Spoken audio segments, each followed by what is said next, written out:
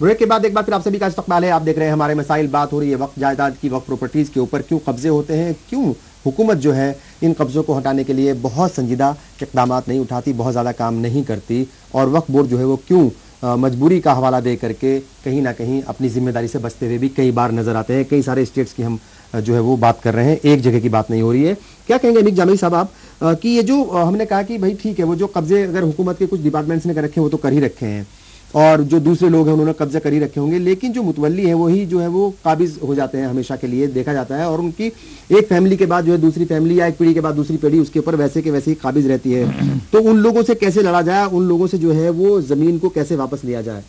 देखिए खुर्शीद भाई, मुफ्ती साहब की यहाँ पे कुछ मजबूरी ये भी है कि वो अपनी बिरादरी को बचाएंगी भी, जिस जहाँ से वो ताल्लुक रखते हैं। ठीक है। और जब गौसिया मस्जिद का जब वाकया हुआ था तो डे 1 हमारे सारे लोग, मैं भी वहां पर डे 1 मौजूद था, और वो सारी तस्वीरें, वो सारे अखबार की रिपोर्ट, वो बुलडोजर था, मैंने वहां पे बोला हुआ था कि जला कर राख कर दूंगा ये बुलडोजर यहाँ पर।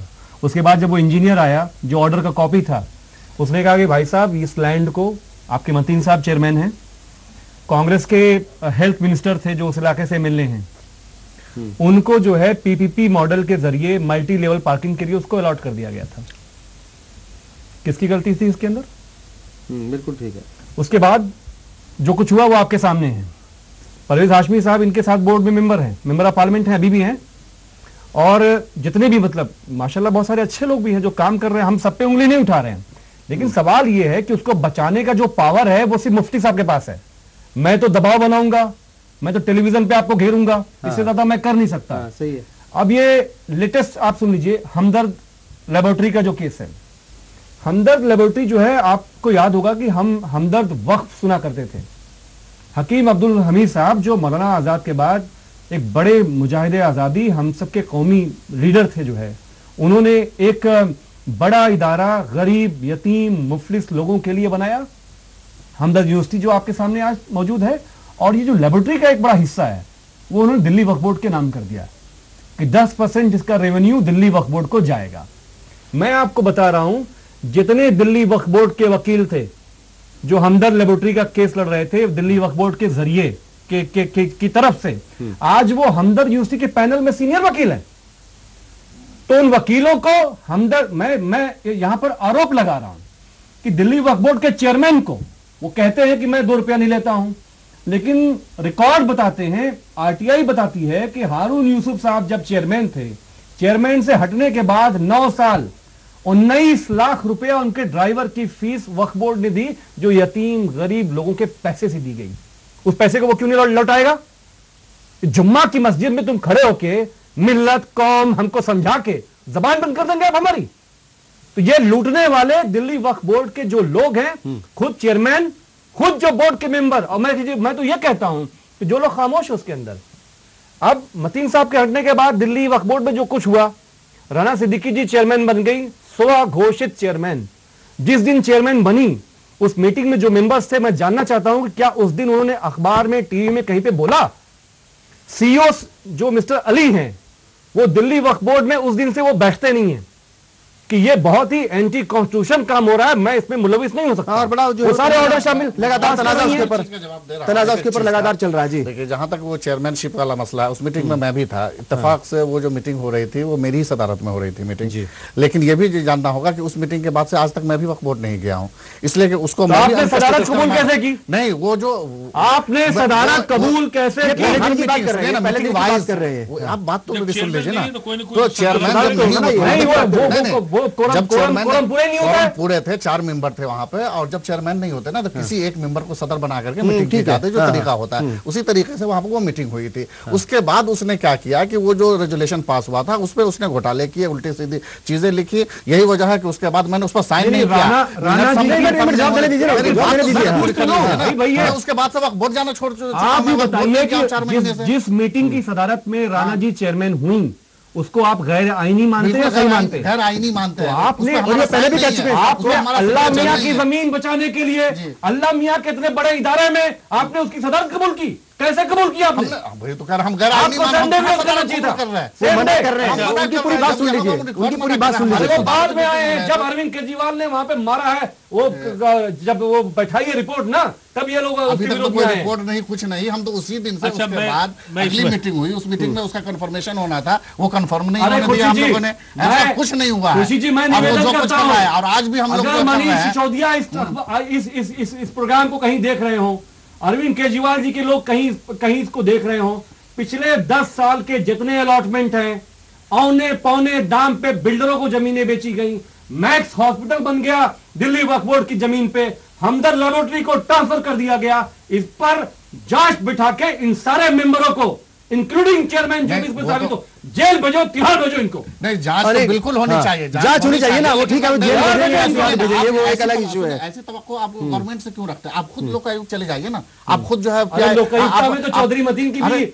आप जांच तंजीम क्या होल्ड कर करा रही है? दिया। आपकी तंजीम क्या कर आपने रही है? होल्ड करा दिया। अच्छा वकील आप साहब, चले जाइए ना, वकील साहब से पूछ लेते हैं, कानूनी पहलू क्या है? हमारी तंजीम होगी ना, हमारी तंजीम होगी तो आप जैसे लोग तिहाड़ में होंगे। ठीक है, तो कीजिए ना, ठीक है। करते क्यों नहीं देखिए, प्रैक्टिकल? कानून में जो भी दोषी पाया जाएगा वो तिहाड़ भी जाएगा, जेल भी जाएगा, कहीं भी चला जाएगा, उसमें आप नहीं भेज सकते, ये नहीं कहीं रुक सकते उसमें। ये बताइए वकील साहब, कानूनी पहलू क्या है? कानून जो है वो कहाँ कमजोर पड़ जाता है जब इस तरह के वाकयात होते हैं? जो कानून के जानकार हैं, जो वुकला हैं, वो क्या उनको जो है वो सारी चीजों की फिक्र नहीं रहती? नहीं, बेसिकली जो असल में है वही मैंने पहले भी बोला था कि मैं बाहर से बैठ के तो कुछ नहीं कर सकता। मुझे क्या कहते हैं, अगर लीडिंग काउंसिल बना दिया जाए वक्फ बोर्ड का तो मैं सब कुछ कर सकता हूँ, मैं क्या कहते हैं, मगर लेकिन अगर उसमें भी मुझे क्या कहते हैं, अगर वो वकील ही जो मिल जाए बाद में दूसरी मुझसे पार्टी से, फिर क्या होगा? मुझसे बता रहे हैं, वो वैसे भी इस तरह के भी वाकयात मुझे होते हैं। उस केस में भी मुझे क्या कहते हैं,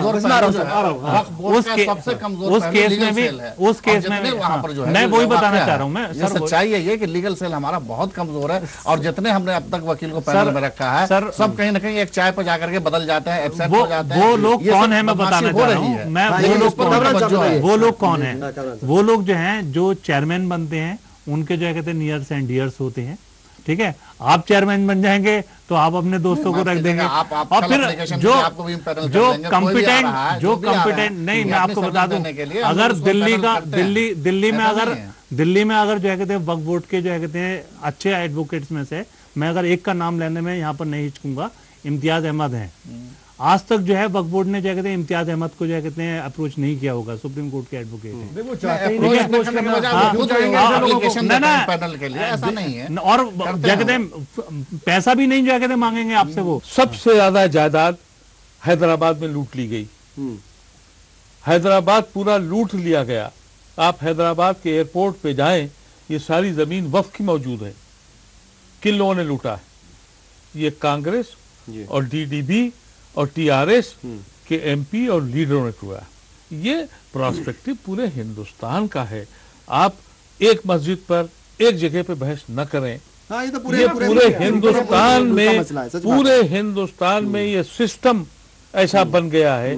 बड़े बड़े पावरफुल लोग, पूरा हैदराबाद, आप हैदराबाद से ज्यादा कहीं लूट हुई है? हैदराबाद में आप तस्वुर नहीं कर सकते, 40-40 एकड़ जमीन, ये पूरा जो साइबर सिटी बना है, जो आज हिंदुस्तान में कहा जाता है कि सबसे बड़ा जो इंफॉर्मेशन टेक्नोलॉजी का हब है जी, वो मुसलमानों की वक्फ की जमीन पे खड़ा हुआ है, और उसका मुकदमा कौन लड़ रहा है? तो हमारे सिस्टम में, जैसा भी वकील साहब ने कहा, वक्फ बोर्ड के जिम्मेदारों को चाहिए कि लिफ्ट बनाएं पूरे हिंदुस्तान के बेहतरीन वकीलों की, जिनके दिलों में भी जज्बा हो, और उनके पास खुद जाएं, उनसे न कहें हमें अप्लाई करो। आपने कहा ना वो अप्लाई करें, अरे भाई क्यों कोई क्या आपके पंगे में पड़ेगा? आप उनके पास जाएं कि ये तुम्हारी जायदाद नहीं है, ये अल्लाह का रास्ता है, तुम कहीं कमाते हो, ठीक है। थोड़ा चलो, वक्त एक यहाँ और दे चीज- दो। एक और ब्रेक ले, हाँ, हर स्टेट में वैसे वकीलों को लाना चाहिए। वक्फ बोर्ड जो है, वक्फ एक पूरा ऑर्गेनाइजेशनल ढांचा है जो अपने आप में कुछ नहीं है, बल्कि पूरा पब्लिक की मदद से, अवामी मदद से ही काम करता है। यही वजह है कि हम लोगों ने इस साल जो अपने टर्म में ये कोशिश की है कि कोई भी कमेटी जो है 1 साल से ज्यादा की ना बनाए। 1 साल में अगर वो कमेटी काम करती है तो ठीक है, नहीं तो उसको जो है टर्मिनेट करके दूसरी कमेटी बनाएंगे। हम लोगों ने ने अपने टर्म में आज तक एक सिंगल जो है किसी को मुतवल्ली नहीं बनाया, इसलिए कि मुतवल्ली के पावर बहुत ज्यादा होते हैं। हम लोगों ने जो है इसको कोशिश की कि किराएदारी को जो है मार्केट वैल्यू के हिसाब से करें। यही वजह है कि कहाँ 1 करोड़ भी इसकी आमदनी नहीं थी, हम लोगों ने 10 करोड़ से ऊपर क्रॉस करवाया। तो इस्लाहात की जो कोशिशें हो सकती है वो की है, अच्छे से अच्छे वकीलों की खिदमत हासिल की गई है, लेकिन इसमें जरूरत इस बात की है कि अवामी तौर पर बेदार हो और अवामी सपोर्ट, अवाम का अवामी सपोर्ट जरूरी है इसके एक अंदर। बात जोड़ दूं कि ये कहते हैं कि इनके पास पैसा नहीं, दिल्ली वक्फ बोर्ड के पास। आपने देखा है कि ओबराय होटल के सामने इनका एक मस्जिद है। किसने कहा पैसा नहीं है? मेरी बात सुनिए, किसने कहा पैसा नहीं? मेरी बात सुनिए ना, मैं कह रहा हूं ना, मैं बैठा हूं, बहुत पैसे हमारे पास, बोलिए। ये जितनी 2 इनके यहाँ इम्पैनल्ड वो एजेंसीज हैं जो आउटडोर पब्लिसिटी की, जो इनका रेट है 10,000, ये ले रहे हैं 10,000 रुपया महीना और 1 लाख ले रहा है, और सामने वाला है 2 लाख रुपए में, सड़क के इस तरफ 2 लाख रुपए महीना और इधर ले रहे हैं 10,000। देखिए उसके लिए चुप सुनिए, परेशान मत होइए। तो वो जो पैसा जो बीच में बच रहा है वो जा कहां रहा है? नंबर टू और भी है 1268 बेवाएं इनके यहां लिस्टेड हैं। चलो लंबी चौड़ी बात तो छोड़ दो आप, 1268 बेवाओं को 500 रुपया वजीफा बनता है महीने का। 3 साल से ये लोग दे नहीं पा रहे। पूछिए नहीं, देखिए पहले मेरी बात कर रहे हो आप, सुनिए। सबसे पहले आप ये कह रहे हैं कि 2 एजेंसी इम्पैनल है, 2 एजेंसी नहीं कई एजेंसियां उसमें हमारे यहाँ जो है वो काम कर रही है इस वक्त आउटडोर होर्डिंग, और वक्फ बोर्ड की इस वक्त बेसिक आमदनी जो है वो आउटडोर होर्डिंग ही के जरिए से है। उसके लिए हम लोगों के टर्म में हुआ यह था कि बाज़ाब्ता ओपन टेंडर हुआ था और 18 एजेंसियों ने हिस्सा लिया था। और जो टॉप लेवल की एजेंसियां हिंदुस्तान से लेकर के साइनेज से लेकर के साई एजेंसी, इस तरह के जो हिंदुस्तान की टॉप लेवल की एजेंसी है, इन एजेंसियों ने हिस्सा लिया था। और जिसके सबसे पहले जो सबसे ज्यादा रेट आए थे, यानी एक अभी भी हमारे पास जो आउटडोर होर्डिंग है उसके 1 लाख से ज्यादा ऊपर किराया, ऐसे भी जगह हैं जहां 1 लाख से ज्यादा किराया आते हैं और कहीं ऐसे भी 10-20 हजार किराया आते हैं। लेकिन जरूर होना चाहिए, ये नहीं कह सकते। हाँ, वज़ाइफ की जहां तक बात है, वज़ाइफ में मामला ये हुआ था कि वहां पर कुछ खवातीन के इंतकाल की खबरें आई थी कि वो इंतकाल हो चुके हैं, उनके वजीफे अभी तक हमारे यहाँ से निकल रहे थे। 3 साल से आपने दिया नहीं किसी को। उसमें कुछ जो है ना करप्शन की बातें हमारे यहाँ ऐसा लगा था कि वो जो है ज़ईफा का इंतकाल हो गया और पैसे जा रहे हैं, उनको तो दिया जाएगा ना। उसके बाद हम लोगों ने उसका दोबारा जो है सर्वे किया गया। दोबारा देने की जब बात आई तो उस पर गवर्नमेंट ने ये ऑब्जेक्शन किया कि एक चूंकि वृद्धा पेंशन के नाम से गवर्नमेंट भी देती है पैसा, तो गवर्नमेंट की जानिब से ये ऑब्जेक्शन आया कि एक आदमी 2 जगह से पेंशन नहीं ले सकती। अगर ये जो वजीफा इनको गवर्नमेंट दे रही है तो आप नहीं दे सकते, आप दे रहे हैं तो गवर्नमेंट नहीं दे। इस तरीके से कुछ प्रॉब्लम आई। ठीक है, कानूनी अड़चने भी कहीं ना कहीं होती हैं, लेकिन यहाँ पर वक्त हो गया एक ब्रेक का। ब्रेक के बाद जब हाजिर होंगे तो जानने की कोशिश करेंगे जो मरकजी हुकूमत है, जो माइनॉरिटी अफेयर्स मिनिस्ट्री है, उसका क्या रोल रहता है और नबार्ड को जो है वो क्या कुछ काम कर रहा है और क्या नबार्ड को के आने से, उसके होने से वक्फ प्रॉपर्टीज का कुछ डेवलपमेंट हो पाएगा कि नहीं हो पाएगा, इस पर भी बात करेंगे। ब्रेक लेंगे, बहुत जल्द हाजिर होंगे।